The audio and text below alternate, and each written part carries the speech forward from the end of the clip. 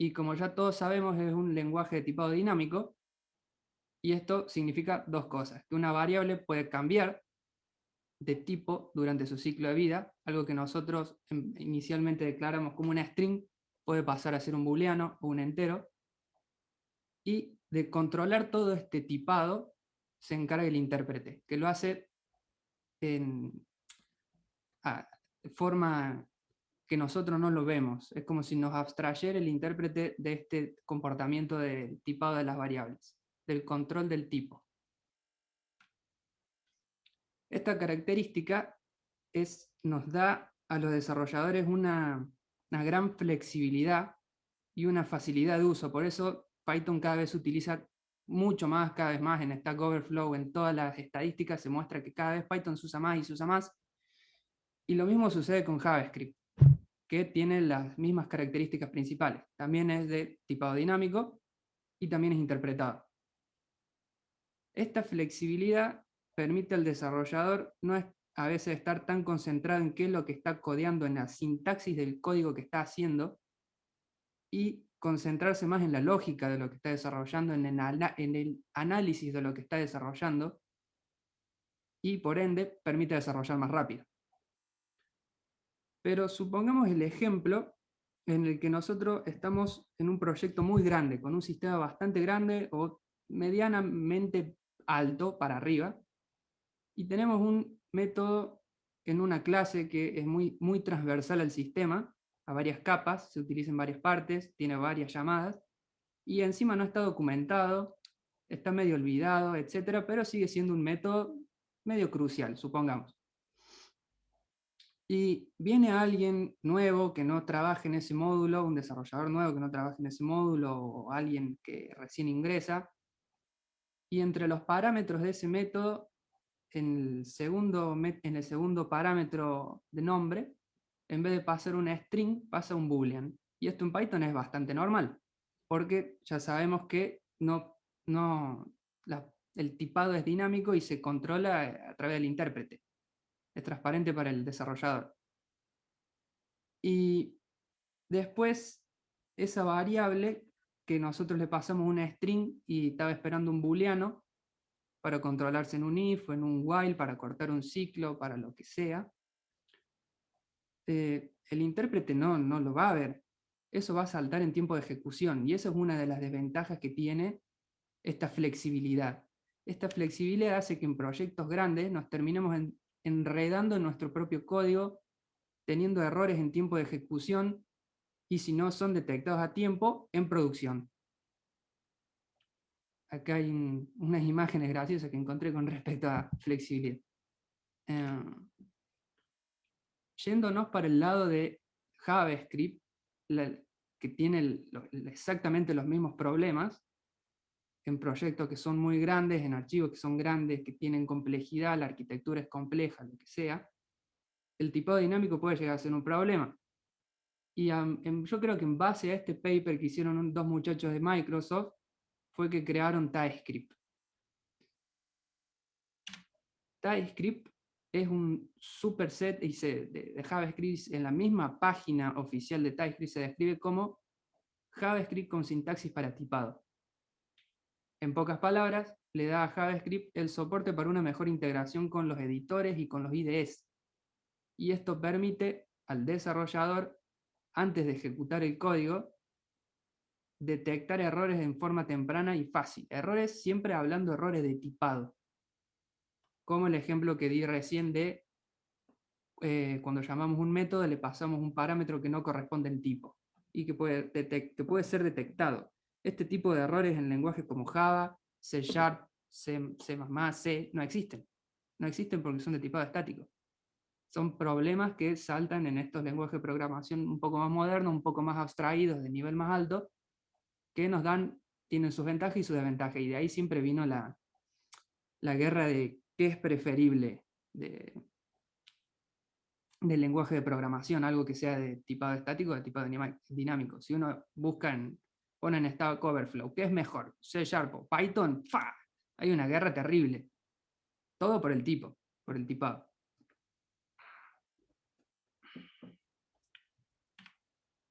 Dicho esto, este mini repaso, voy a explicar los type hints y typing.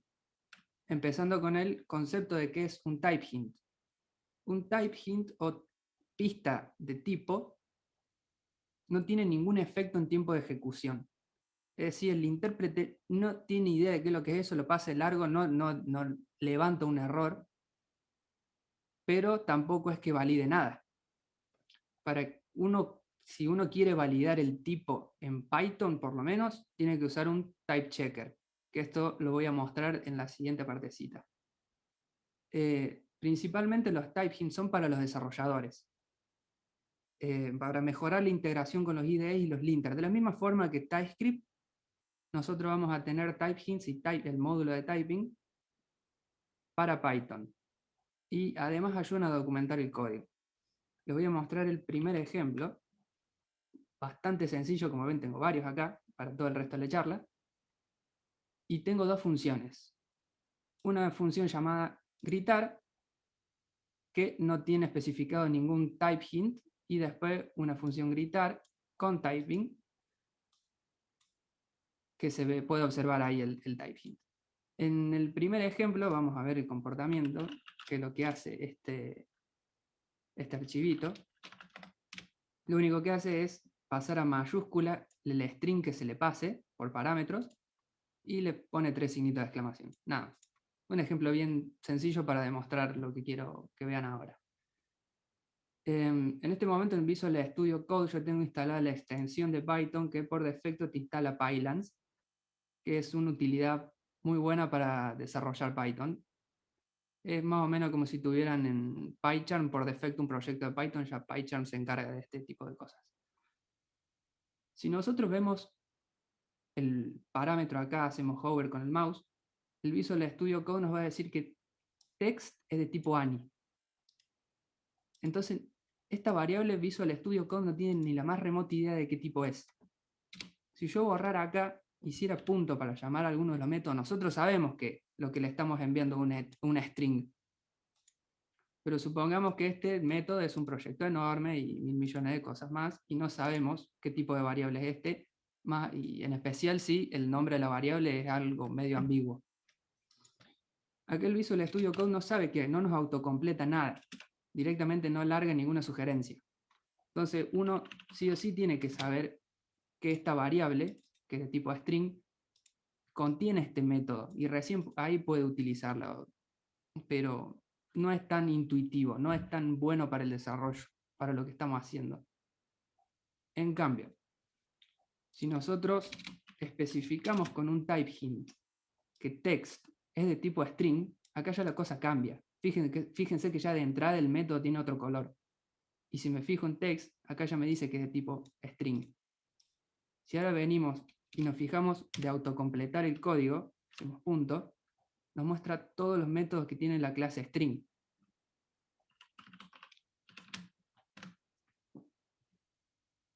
Eso es un type hint básicamente, es una ayuda para el desarrollador. Fíjense que yo recién les mencionaba que el intérprete no tiene ni idea de qué es lo que es, directamente lo ignora. Si yo ahora que estoy utilizando esta función, porque comenté acá, lo ejecuto, va a tener exactamente el mismo resultado. La ayuda del type hint es específicamente para el desarrollador. Bien. Ahora voy a pasar a explicar el typing module, que fue, creo que implementado en la versión 3.7 y se porteó también a la 3.6.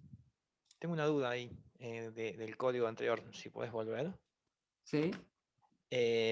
Supongamos que ahí en el with typing yo le hubiese pasado un entero. ¿De alguna forma te advierte el Visual Studio No, Code o algo? no. En ese caso, no te va a mostrar la sugerencia del método de upper y Eh, tenés que usar un type checker para ver que eso está mal, que lo que vos estás tratando de hacer acá está mal. Que eso lo vamos a ver bien. con MyPy en un ratito. Perfecto. Está bien. Bueno, gracias. El typing module se implementó en el en la versión 3.7 y se porteó para atrás a la versión 3.6. Y se encuentra toda la descripción en las propuestas de mejora de Python, en la 484, 56, etcétera, etcétera, etcétera. Se fue mejorando bastante hasta la versión 3.9 y hasta en la versión 3.10 se sigue actualizando y mejorando. Ahora vamos con los ejemplos del Typing Module. Y primero vamos a ver cómo sería sin. Este ejemplo que tengo acá se le pasa como parámetro un array de tuplas, una lista de tuplas, mejor dicho, que básicamente lo que hace es printear, primero lo recorre, lo desempaqueta acá y lo printea en una f-string. Bastante sencillo, no tiene nada raro. Ejemplo 2.1. Ahí está la salida. Si nosotros quisiéramos implementarle typing con el módulo, hacemos from typing import list and tuple. Fíjense, observen que es con mayúscula la primera letra del tipo. Y le podemos especificar en la cabecera del método, de la función, perdón, que es una lista, lo que materials es una lista de tuplas que tiene primero una string y después un entero. Y esto ya nos permite tener absolutamente todo el autocompletado. Por ejemplo, si venimos acá y ponemos el mouse sobre M, no tiene ni idea de qué es lo que es. De Q, tampoco, no tiene ni idea.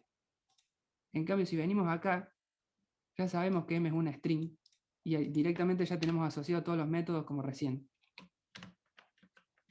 Entonces esto sigue siendo una gran ventaja para el desarrollador, saber qué es lo que vamos a recibir en una función o en un método. Y también se puede especificar qué es lo que devuelve mediante la flechita esta que es un data annotation también. Supongamos que no nos gusta cómo queda, porque si somos honestos, esto es bastante feo. Esta sintaxis es bastante fea. Entonces lo que también podemos hacer es un alias. Podemos decir que material es una tupla de string entero, y en vez de decir que específicamente sea una lista lo que recibimos en nuestra función, podemos decir que sea un iterable. Las listas y varias otras secuencias de Python implementan iterable, y esto es requerido para que lo podamos recorrer con el ciclo for o con un ciclo while o lo que venga. Entonces acá ya tenemos un poquito más lindo esta especificación de la cabecera de la función a través de un alias. Y el comportamiento es exactamente lo mismo. Fíjense que al yo cambiar acá que sea un iterable, puedo decir que recibo una lista de tuplas o una tupla de tuplas, porque también la puedo recorrer. Las tuplas implementan iterable. ¿Hasta ahí me siguen? Supongo que sí. Sí, de 10. Además de eso, también podemos hacer que reciba clases. Esta vez, en vez de hacer un alias, yo tengo una clase que es material y le especifico los atributos estos con su tipo. Entonces las podemos seguir detectando acá. Fíjense que M es de tipo material.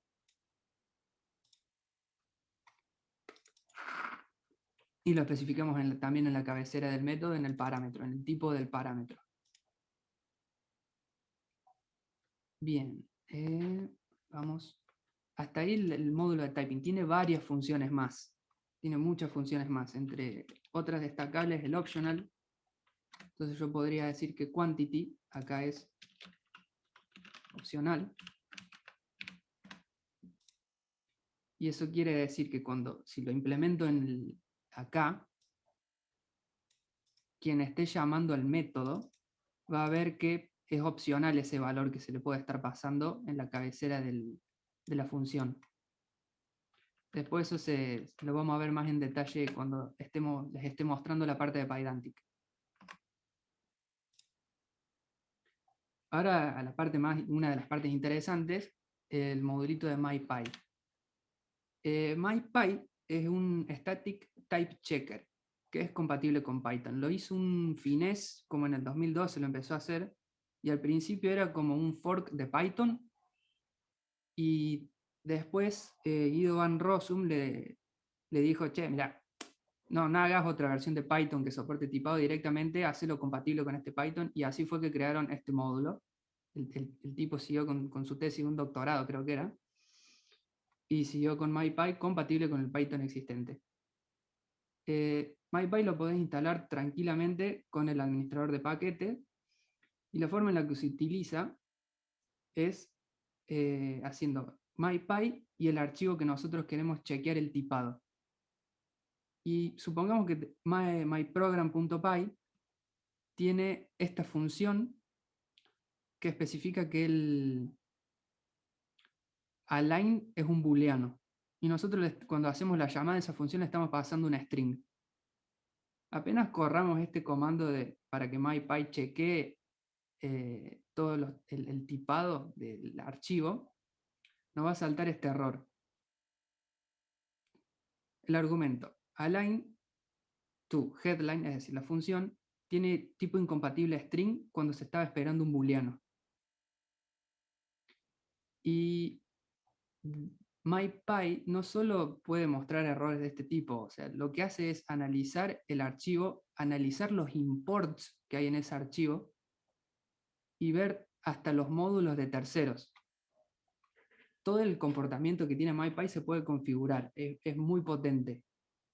Se puede especificar si lo analiza recursivamente, se puede especificar qué tipo de warnings te va a mostrar, se pueden obviar ciertas validaciones, por ejemplo, decir, este archivo no lo revises. Y la forma en la que funciona MyPy es bastante interesante.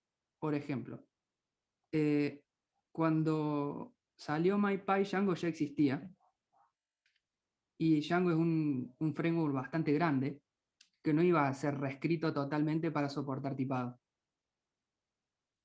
Lo que hace MyPy para controlar el tipo de estos frameworks o módulos que son grandes es a través de stubs. Los stubs son archivos de Python, pero cuyo formato no es .py, sino es .py y latina, como de interfaz. Los archivos, estos se denominan stubs, S-T-U-B larga S. Y los módulos los frameworks más populares, por ejemplo Django, tienen sus stubs. Les voy a mostrar acá, estoy en el repositorio y fíjense que es casi exclusivamente para MyPy, pero también les voy a mencionar otros más que hay que funcionan de la misma forma a través de stubs. Si vamos adentro del repositorio, van a ver que esta es básicamente la arquitectura de Django, si lo conocen, y en HTTP, por ejemplo, tenemos request.py. Y lo que tiene adentro, primero que usa un montón de cosas de typing, pueden ver que todos los métodos de las clases no están implementados. Son simplemente la cabecera. Y en la cabecera especifican los tipos.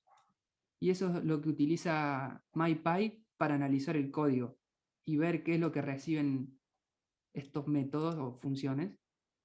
Y además, acá hay justo una línea bastante interesante, que uno puede declarar sus propios tipos. Con el módulo de typing, uno puede declarar sus propios tipos. Por ejemplo, queryDict es un tipo de Django. Entonces hace un typebar-q que lo hace un bound a queryDict. Ya es medio irrelevante, pero para demostrar que uno puede crear sus propios tipos y controlarlos.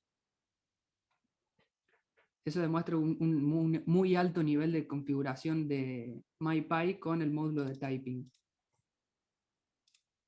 Volviendo acá.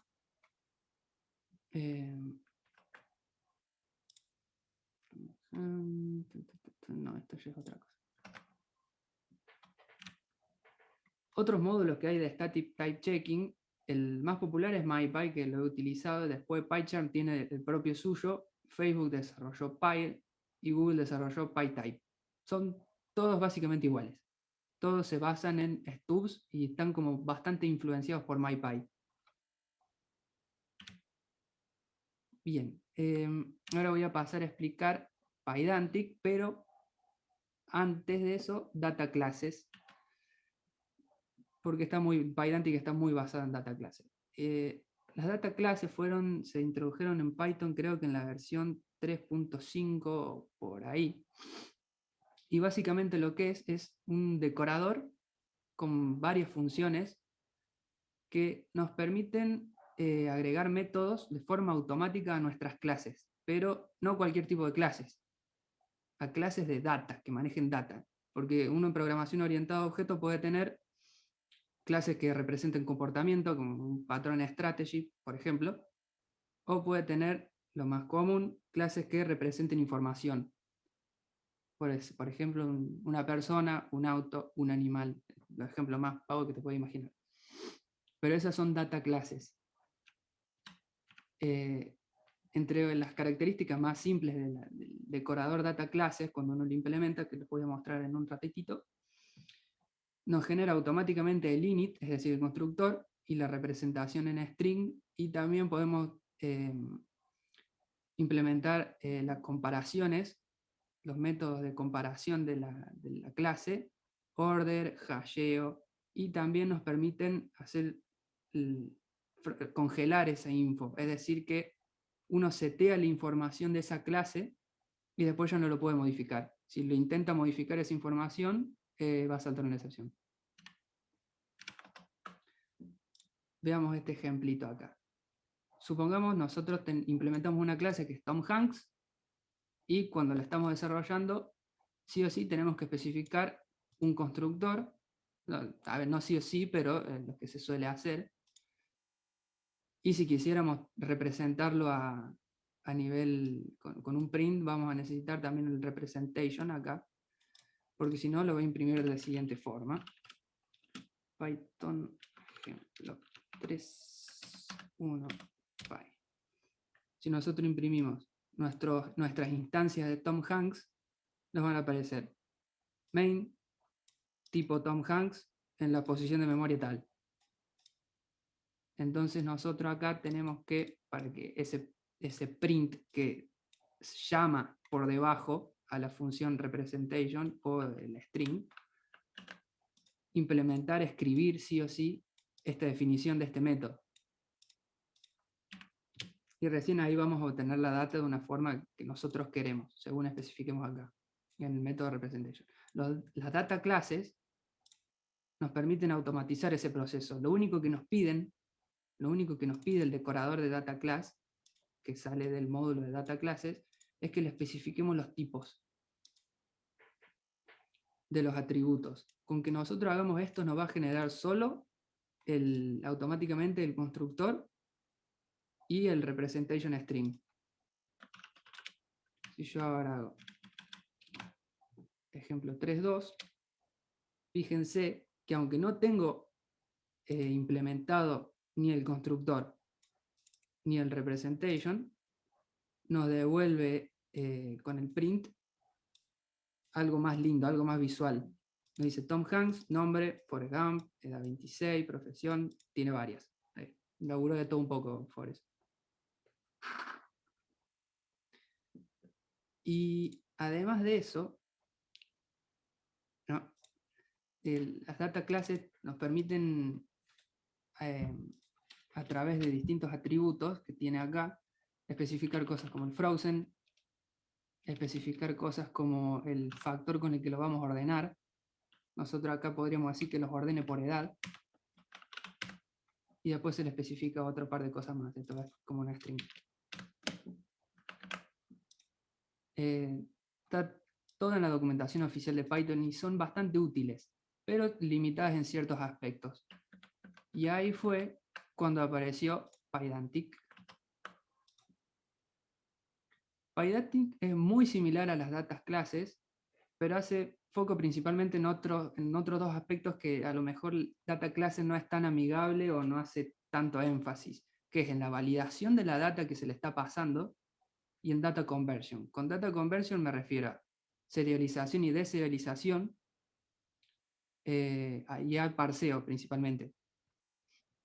Y entre otras características muy buenas que tiene es que muy configurable, tiene una subclase config class, soporta varios ORMs, permite generar JSON esquemas a partir de las clases de data que nosotros creamos, que esto es muy útil después, ya lo vamos a ver cómo lo utiliza FastAPI para generar la documentación de Swagger. Está basado en clases, que esto es una diferencia ya bastante más grande, porque en vez de ser un decorador es una clase de la que nosotros heredamos, y tiene errores de validación y excepciones que son fáciles de leer. Veamos el ejemplito acá de Pydantic. From Pydantic, esto también lo instalan haciendo pipe install Pydantic. Simple.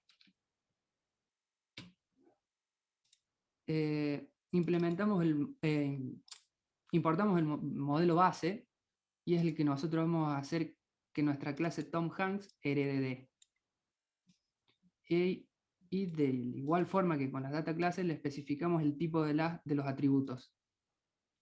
La única diferencia acá es que cuando instanciemos nuestras clases, sí o sí tenemos que pasarle el nombre del argumento. No podemos hacer por posición porque nos va a largar un error.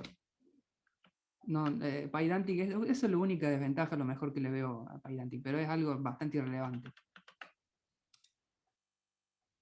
Y si ejecutamos esto,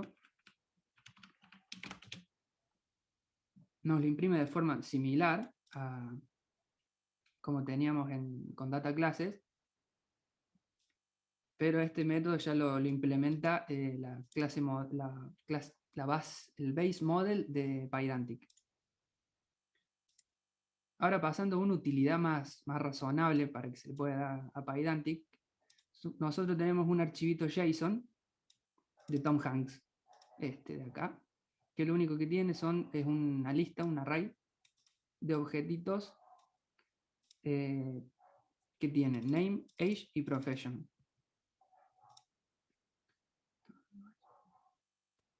Y el 3.4. Abriendo este archivito y cargando la data en esta variable, podemos directamente con list comprehension desempaquetarlo en una lista de Tom Hanks. Acá esto es medio tipo C o medio Java hacerlo, pero lo dejé solo por cuestiones de claridad.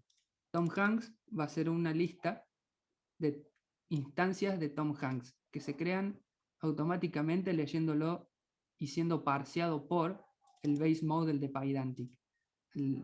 Tómense un minutito ahí para analizar un poco el código. Este operador lo único que hace es desempaquetar el objeto que viene de cada uno de estos argumentos en el constructor de la clase Tom Hanks.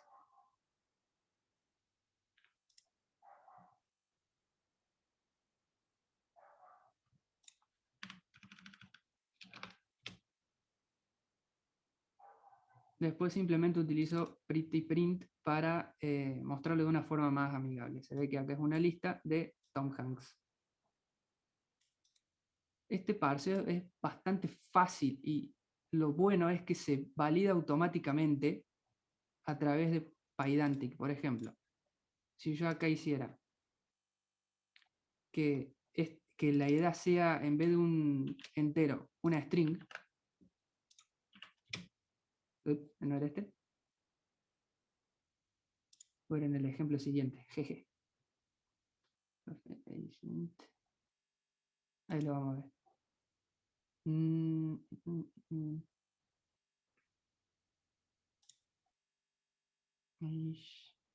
Tom Hanks. Ahí no me la contés.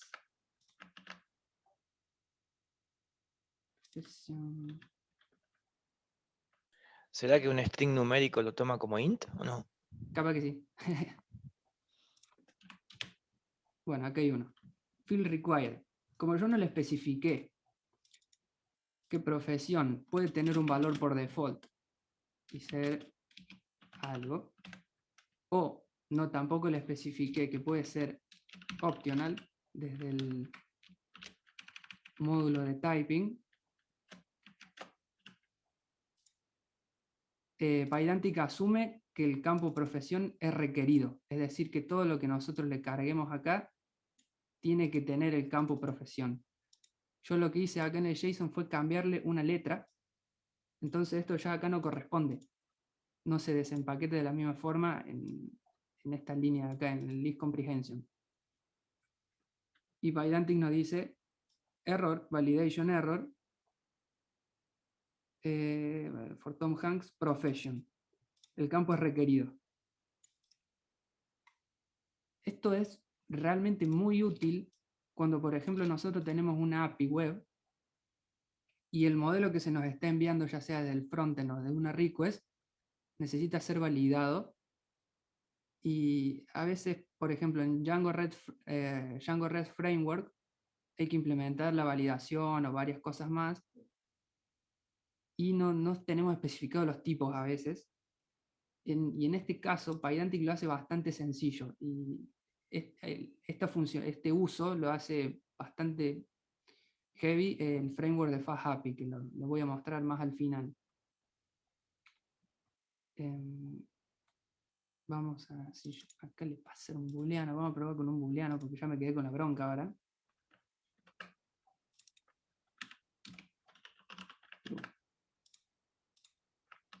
Acá no cambiamos nada. Bueno, me lo creo igual, no sé qué estoy leyendo ahí, pero bueno. Si ahora pasamos un modelito un poquito más complejo con una validación propia, supongamos que acá cambié varias cosas. Primero creo un enum, que es la fortaleza que tenga ese Tom Hanks. ¿Qué puede ser? Que corra muy rápido, que sea muy valiente o que pueda hacer fuego.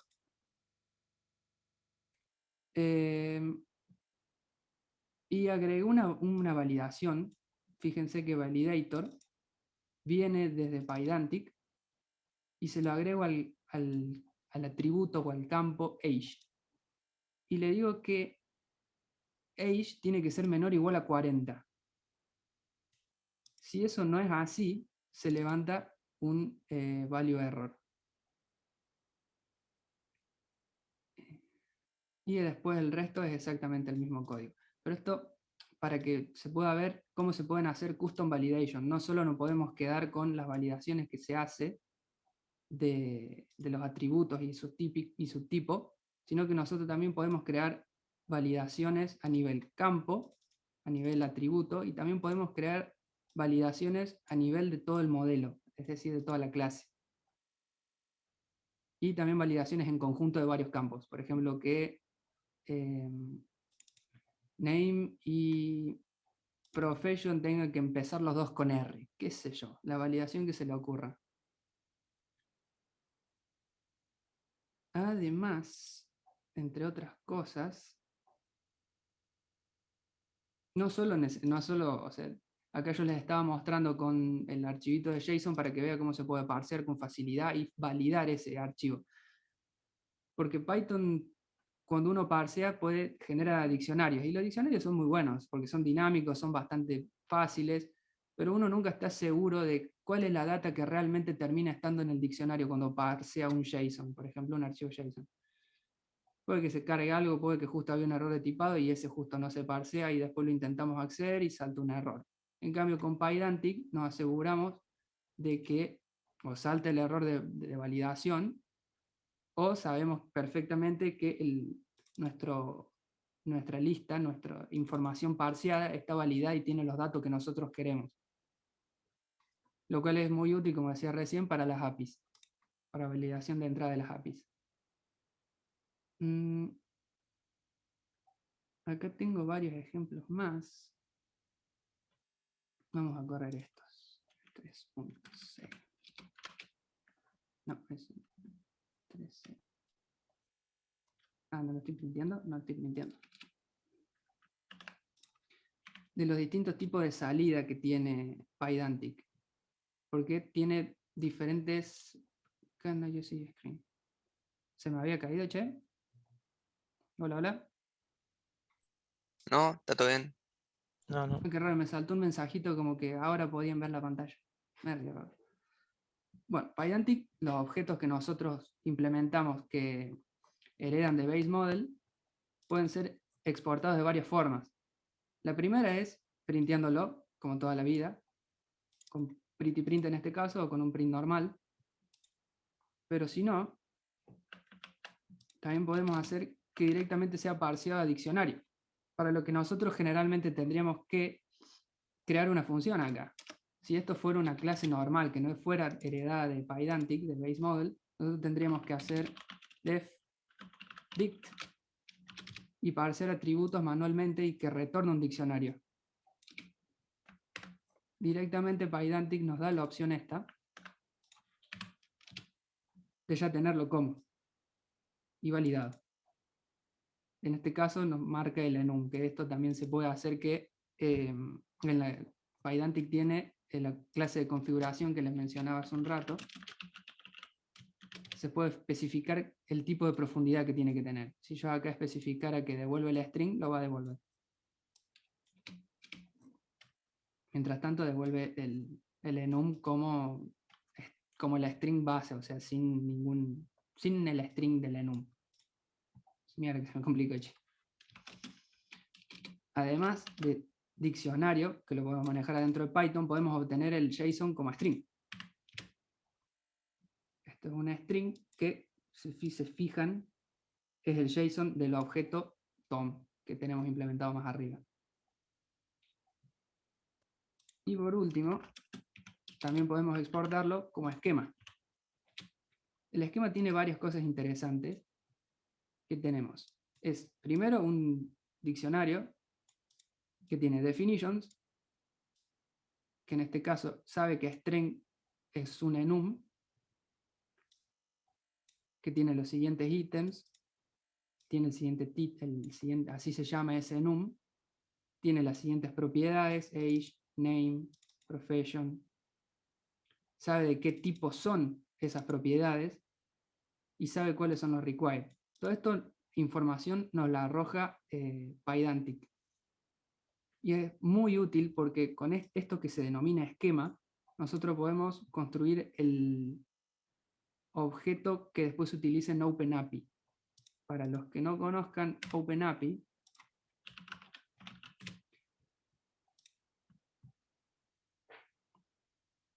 es una especificación para documentar APIs webs. Justo acá me está molestando el cosito de Zoom. Participé, a ver, vamos a poner OpenAPI docs. No, ya sé.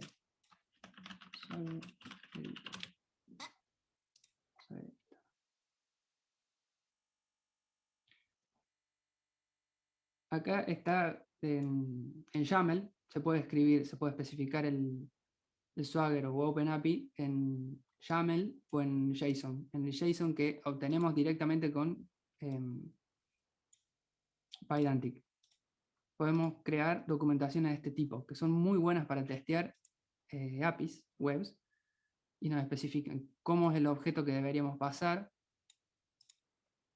y también nos dicen cómo son las responses, también nos puede llegar. Se puede especificar mucha información en la documentación de las APIs que cumplen bien con OpenAPI.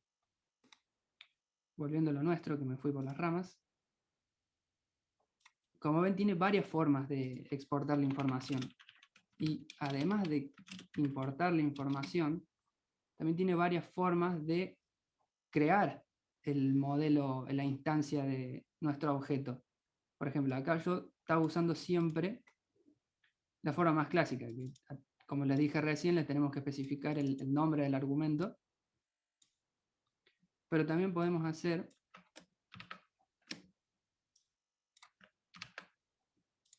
con un diccionario.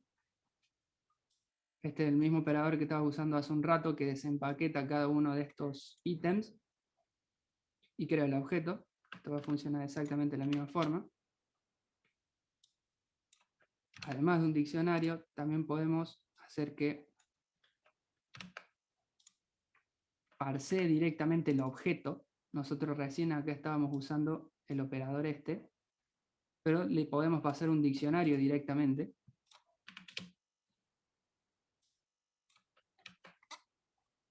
Podemos hacer que parsee directamente desde el JSON. Le pasamos una string y también lo va a parsear, o lo va a intentar parsear. Y creo que hasta podés especificarle cuál es el CLS, cuál es el motor de JSON, el parseador, el parser, no me acuerdo cómo se dice, que va a utilizar. Y hasta permite utilizar pickle. O sea, puede hasta sacar desde archivos y objetos binarios.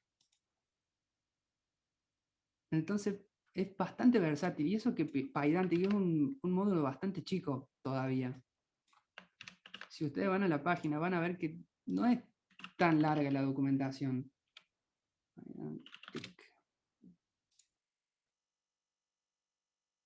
Es bastante corto. No tiene tantas cosas. Y está bastante ordenado. Y, o sea, basándose mucho en lo que es data classes, fue implementando la persona esta, o el grupo de personas, fíjense, tiene 7K de estrellas en GitHub. Fue escalando bastante en lo que es nivel configuración. Aquí hay una utilización del class config, por ejemplo. Model config. Puede especificar que el máximo de longitud de una string, de cualquier string, o validarlo también de cierto campo. Permitir mutaciones. Al igual que las data classes, permite frizarlas. Y ya me estoy quedando sin tiempo un poco. Así que vamos a ver más cositas. Y volviendo a la presentación, les decía que soporta ORMs, modelos recursivos, custom data types, es decir, podemos especificarles tipos propios, como con el módulo de typing le podemos decir que un cierto atributo es de tal tipo, hasta podemos utilizar clases propias nuestro proyecto y utilizarlo como atributo de otras clases. Cuenta con soporte para MyPy, para PyCharm, para Visual Studio Code. Y otra cosa muy interesante es que tiene muchos tipos que se usan de forma diaria, por ejemplo. Un tipo que representa una string de IPv4, una IPv6, emails, con sus correspondientes validaciones. Es decir, es bastante extensible. No se queda solo con los tipos del módulo de typing de Python, sino que también tiene sus propios tipos adentro de Pydantic. Pancho, disculpa. Sí, O sea, ya tiene validaciones propias, por ejemplo, para el email. exactamente. Está muy bueno eso. Sí, está muy, muy bueno. Esa es una de las cosas que me gustan porque es muy extensible. Entre las implementaciones y frameworks que hacen uso de Pydantic, el más conocido creo es FastAPI, de acá de China, porque se basa enteramente, muy fuerte se basa en Pydantic. FastAPI se describe como un micro framework, pero cada vez es más grande, muy similar a Flask en el sentido de que utiliza los decoradores para especificar las rutas, entre otras cosas. Y tiene como atractivos también bastante buenos, características atractivas, que te genera automáticamente la documentación de OpenAPI a través de los esquemas que salen de la exportación de las opciones de export que tiene Pydantic. Muy integrado con Pydantic. Y también soporta async. Esto hablando de FastAPI, ¿no? Y fíjense, acá en este ejemplo que pegué en la imagen, primero, app es un objeto FastAPI, que es el que utilizamos para especificar nuestros endpoints. Y después define acá rápidamente una clase item que hereda de base model de Pydantic y le especifica los tipos. Cuando llegue una request y peguen alguna de estas, este ítem se va a validar previo a ingresar a nuestra view, al código que corresponda a nuestro endpoint. Y se encarga de validarlo Pydantic. Si hay alguna información que sea errónea, sale directamente de vuelta en formato de respuesta HTTP. ¿Dónde está? Acá. Update item. Está esperando un item ID, que es un entero, y un ítem que tiene que corresponder, tiene que pasar las validaciones que se especifiquen en la clase del modelo creado acá. Después, otra herramienta bastante copada que encontré es Django Ninja, que este sí ya es un microframework porque es algo muy chiquitito, y está muy influenciado en FastAPI y Pydantic, pero con la idea de integrarse bien en Django. ¿Cuál fue la motivación del ruso que hizo Django Ninja? Es que FastAPI utiliza como ORM SQL Alchemy, que directamente ya son distintos tipos, totalmente diferentes tipos de ORM con el de Django. La gente está muy acostumbrada a Django, ya sea por la aplicación del admin, ya sea por el ORM, por 1000 millones de cosas, por las aplicaciones que ya vienen hechas para Django. Y a veces tampoco quiere aprender otro framework. Entonces este tipito dijo, bueno, ¿sabes qué? A mí no me gusta Django REST Framework, pero me gusta Django. Así que voy a integrar Pydantic con Django. Y fíjense que el concepto es muy similar a FastAPI. Crea un objetito, especifica los endpoints con el código, y después a través de la propiedad URL de API se puede integrar con el URL pattern de Django. Y las validaciones también se encarga de hacer las Pydantic en la cabecera del método y con los modelos. En este caso, Django Ninja no lo llama modelos, porque si no habría una confusión con los modelos de Django, sino que lo llama esquemas.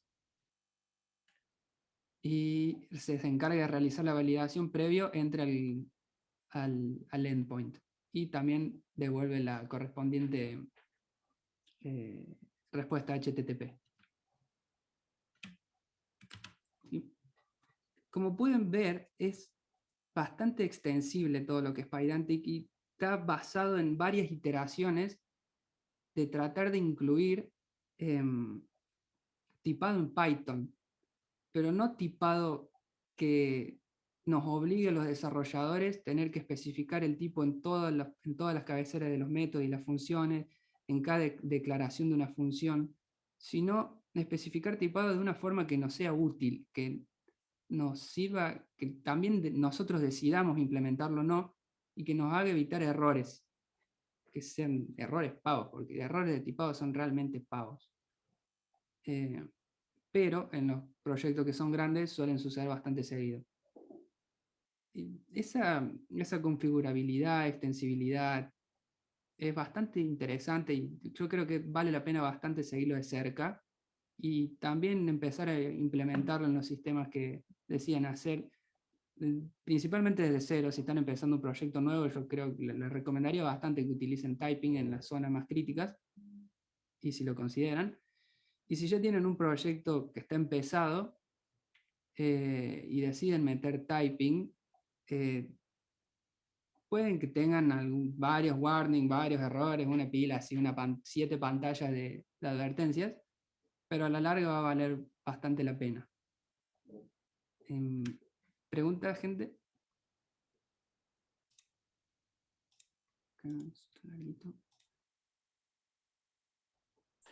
Sí, yo tenía una pregunta.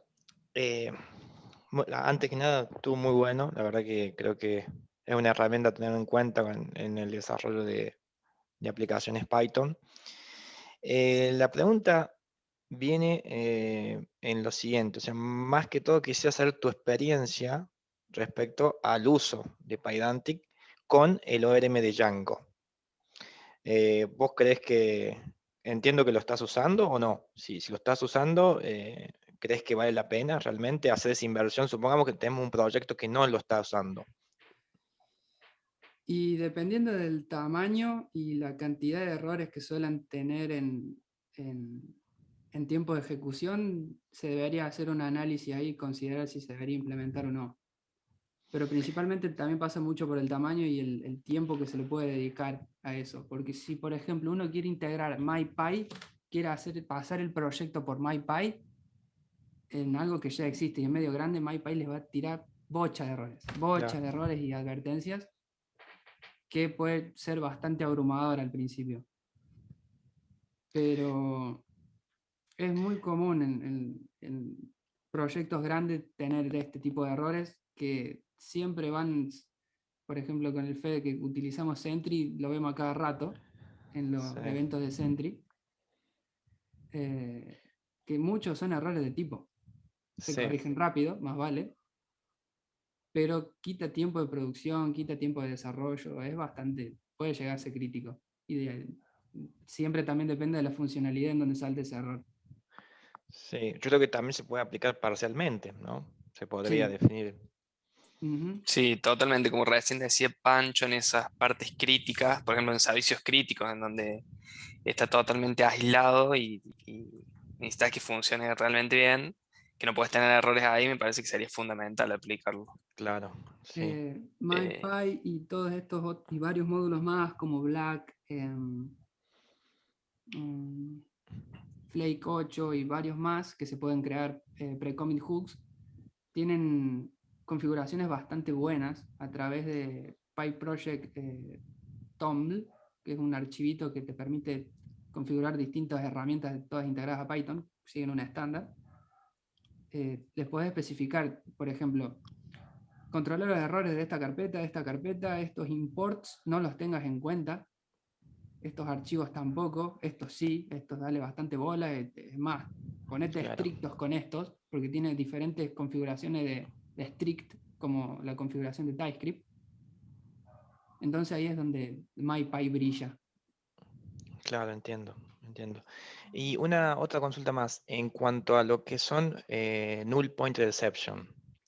Un bug común, digamos, que por lo menos siempre nos pasa, es que siempre hay una variable que queda sin verificar que no sea nula y se quiere acceder al objeto ese, supongamos, siendo la variable nula y siempre salta el error, ¿no? Con este tipo de herramientas, ¿crees que se podría solucionar, no? Se podría Sí, minimizar ese bug. sí lo detecta. Sí, MyPy lo detecta al toque. Claro, eso está Eh, bueno. Sí, más vale que las cabeceras de los métodos y las funciones tienen que tener especificado qué es lo que pueden retornar, y si no, también lo infiere. está bien. Supongamos que una función no tiene especificado qué retorna, MyPy analiza el cuerpo del método e infiere qué es lo que puede devolver.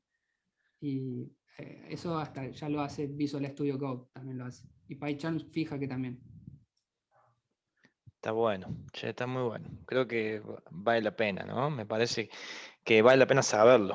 Después implementarlo, bueno, creo que, como decías vos, yo coincido con vos. Si es algo nuevo, y me parece que lo tenés que meter. Si es algo que ya Sí. existe, Y y no sabes sé, que va a escalar a grande. sí, hay que evaluar también. Nosotros, por ejemplo, tenemos el proyecto y la verdad que encarar todo esto de cero, no sé. Bueno, acá lo veo conectado a Charlie. Yo lo pensaba Charlie para el tema de developers, de las APIs REST que tenemos, de implementar este tipo de herramientas, pero bueno, esto es una modificación que hay que hacer grande, ¿no? No Muy sé si bueno. se me fue la cámara. Sí, se te fue la cámara hace rato. Ah, Em, bueno, no sé si hay alguna pregunta más. En caso que... en el chat No, no. no se te escucha, Charlie. También los queríamos invitar para el martes, que va a estar dando una nueva charla Gonza, que ahí está, también está conectado. Ahí si tenemos el link, Fede, vos no sé si tenés acceso al link, si lo podés pasar mejor. En donde vamos a estar viendo, donde va a estar explicando los ORM el ORM de Django, desde básico hasta avanzado. Está bueno porque en la parte avanzada, en general, uno siempre es un lío, digamos, hacer consultas avanzadas a través de ORM, así que vamos a ver si Gonza nos ilumina un poco y nos da algunos tips como de tal vez para acordarse de memoria, o a lo mejor se la juega y nos hace un cheat sheet, digamos, como para que nosotros podamos utilizar y usar eso, ¿no? Porque siempre cuando queremos hacer consultas group by o consultas así complejas, uno se complica con el ORM. No sé si les ha pasado, pero bueno, a mí me pasa normalmente y terminás utilizando a veces SQL. Esa es la realidad. Así que bueno, ahí Gonza, vamos a ver quién, seguramente va a estar muy buena, así que están todos invitados. Ahí Fede copió el link, si se pueden inscribir, y es este martes, ¿no? El martes 31. ¿Es así? Sí, o estoy diciendo mal. Martes 31 a las 18.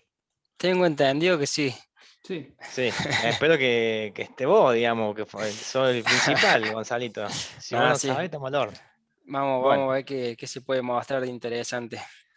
Sobre bueno, todo tema, capaz, algo que en lo que quiero hacer hincapié, que no se da mucha bola en general, es ponerle a pequeños detalles que te pueden cambiar el rendimiento de una consulta increíblemente, como un claro, select related, por ejemplo, el claro, ejemplo más básico, hay los truquitos que los vas aprendiendo con el tiempo, ¿no? sí, Bueno, sí, ya que estoy hablando, justo te quería hacer una pregunta, Francisco, diga. si has intentado meter algo de esto con el tema de entre modelos y serializadores de Red Framework, porque viste que básicamente a veces buena tenés que pregunta, ¿eh? terminar devolviendo a validar las cosas en el serializador si no hay algo, si no te hace un macheo o algo, si lo puedes hacer directamente, especificar los tipos, por ejemplo, en el modelo o algo así. Si existe algo de eso, todavía no hay nada. Creo que la idea de, por lo menos de Django Ninja, es directamente usar Django, no utilizar Django REST Framework. Pero como por lo menos Django Ninja es bastante simple por debajo, es lo mismo que PyDantic, seguramente hay se pueden hacer integraciones o manganetas por ahí con Django REST Framework y los serializadores. Ah, está bueno, está bueno. Sí, porque, o sea, creo yo, supongo que los serializadores nacen por el tema de hacer el pasaje entre el modelo y el JSON, y bueno, controlando los datos que te llegan y que podés devolver, pero si tenés el PyDantic, básicamente te ahorras todo el tema de validación y capaz que debe existir algo o alguien lo va a crear, supongo que te haga el macheo directamente sin tener que crearte toda una clase más con las validaciones Sí, cuando sí, directamente sí, podés sí. especificar los tipos. Está Sería, interesante si lo ves por ese lado. No, está muy bueno, pero es como de así, para algo nuevo, yo creo que, sobre todo un proyecto chico, si lo empezás, creo que va de pecho, porque te ahorras un montón de dolores de cabeza de acá a un tiempo, pero bueno, para proyectos grandes está complicado. Pero bueno, me pareció re interesante. bueno, Bien, bueno, buenísimo. Así que, bueno, creo que si hay alguna otra pregunta, le damos la oportunidad. Si no, vamos finalizando. Y bueno, recuerden, están invitados para el martes y también en septiembre se va a venir algo bastante interesante. Así que bueno, seguramente van a estar siendo comunicados para que se conecten y tengamos más charlas de este tipo, que la verdad que yo las disfruto mucho porque se escucha a otros expertos hablar del tema, de distintos temas que uno lo vive día a día, y a veces escuchar la opinión de otros está muy bueno. Por ejemplo, yo me llevo algo muy valioso como lo que es tipado en Python, que la verdad que nunca lo había implementado, y me lo llevo para que el próximo proyecto que armemos o el próximo microservicio que hagamos lo tenga en cuenta. La verdad que muy útil, y bueno, gracias Francisco por tu tiempo. porque son todas cosas bastante nuevitas. Sí, sí, sí, sí. Así que, bueno, ¿estamos? Bueno, gente, Sí. vamos cortando. Bueno, nos vemos entonces. Que anden bien.